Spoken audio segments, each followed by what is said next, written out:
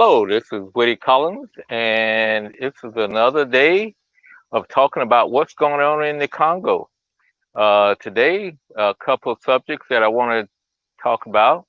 One is the new conflict that's going on in the Congo,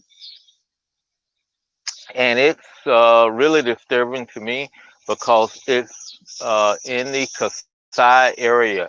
And if you know anything about the work that I do in the Congo, it's in the Kasai area, and it's actually up in an area that we had to traverse when I first went to Congo.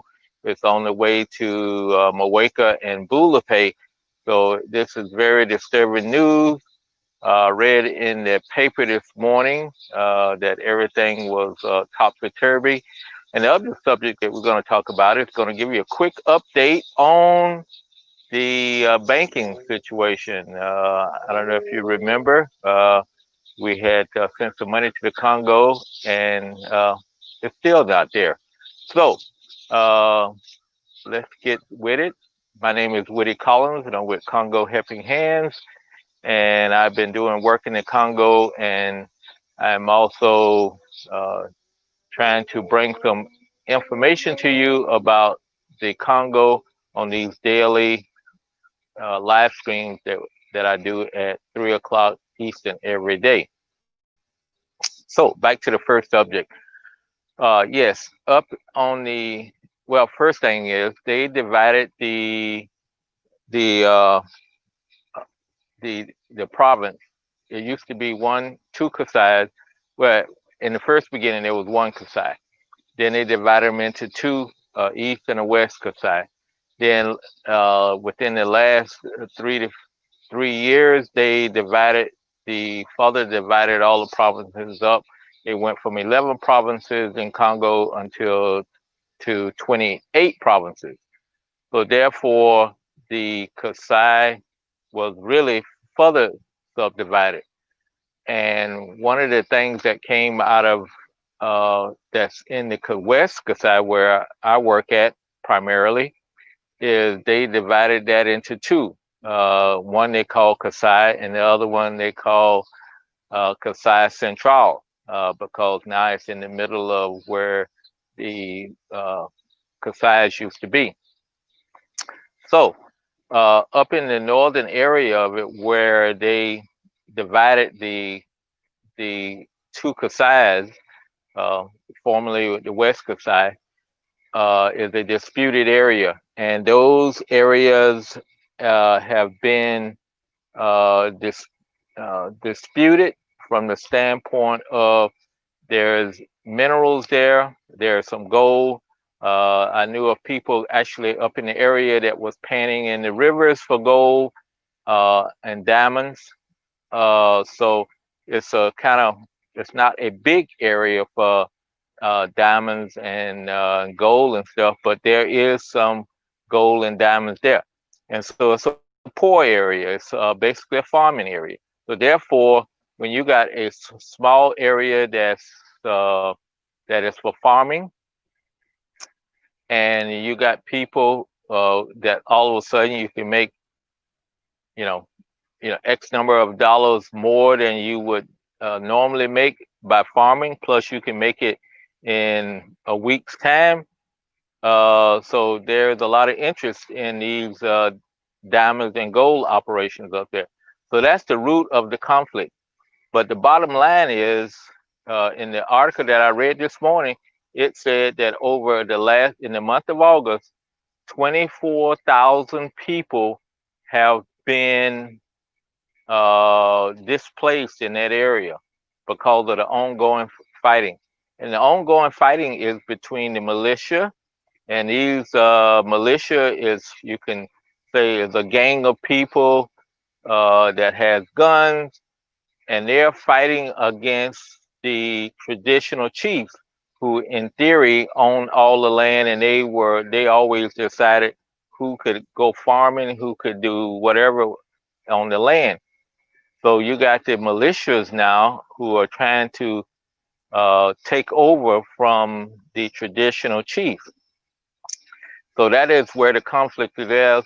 and so people are moving out of the area on bikes, however they can get out on foot. And like the article said, 24,000 people were displaced last month because of violence. And as I talked about yesterday, this violence, the next step after violence becomes famines and food insecurity.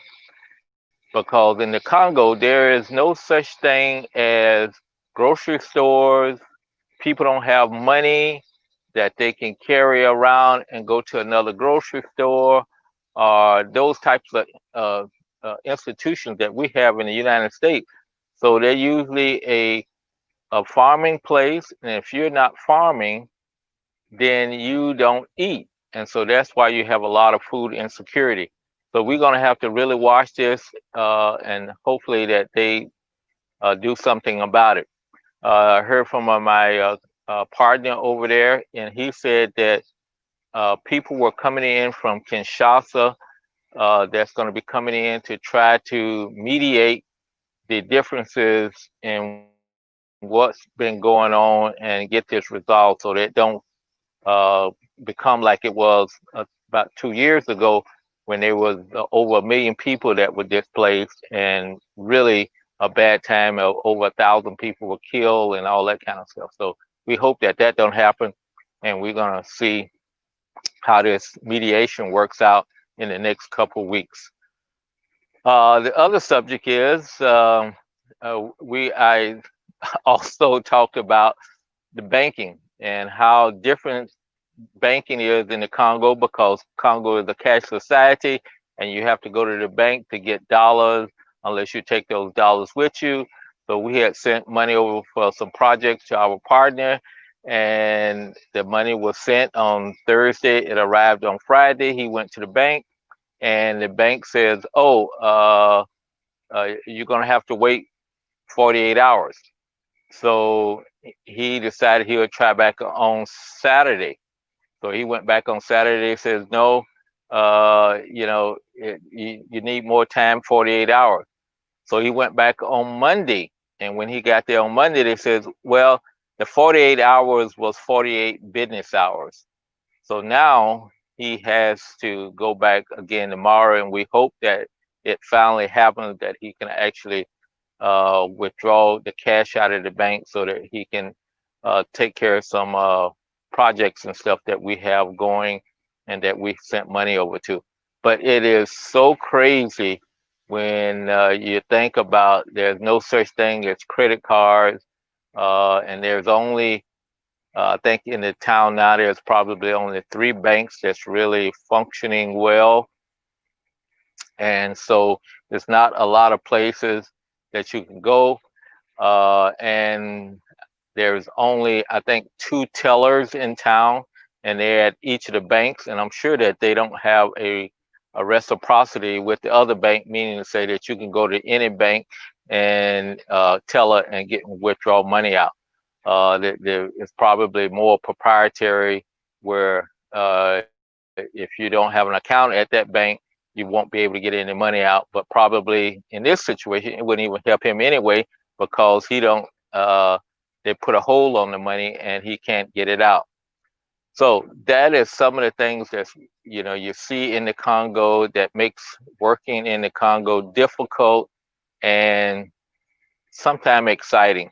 If I was sitting there waiting on things, and you had promised to buy some goods for a project, and you've told the guy that you would be by to pick the goods up, uh, he would be looking at you like, oh, gee, I saved all this stuff for you, and now you're not here to pick it up.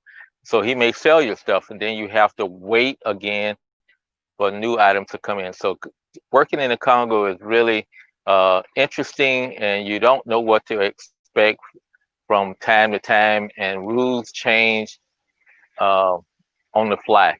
So anyway, this has been Woody Collins with Congo Helping Hands, and I thank you all for tuning in. And tomorrow we will have another episode.